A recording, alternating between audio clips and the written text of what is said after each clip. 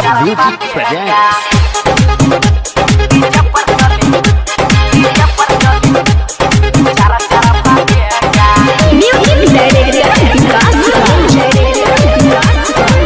Music by Riyash Khagaria.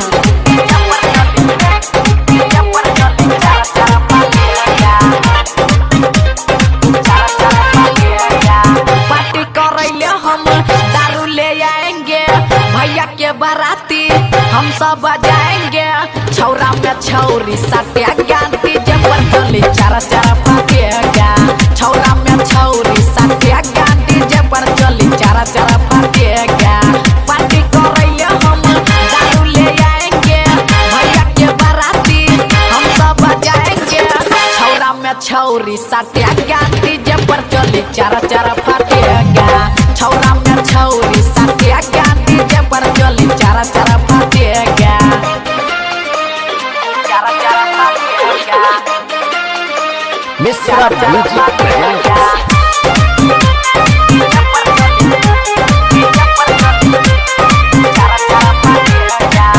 DJ Vikas.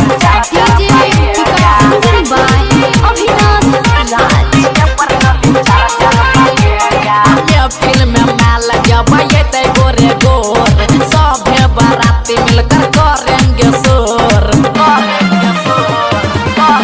हाँ, हमें film में माल जब ये गोरे गोर, सभे बाराती मिलकर करेंगे शोर। रात में मौका मिलते रहबै रे जागल, छौरी सवारा की के पीछे रहबै लागल। भैया के साली और पाटिया गांधी जबर चली चारा चारा फाटेगा। छौरा में छौरी साटिया गांधी जबर चली चारा चारा फाटेगा। चारा चारा फाटेगा। Mr. Music presents.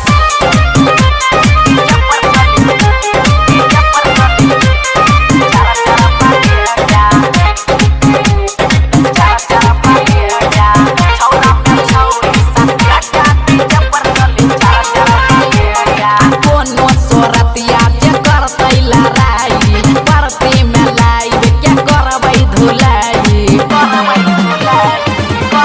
हाँ, आ कोनो सोरतिया जे करतै लड़ाई, परती में लाइव के करबै धुलाई।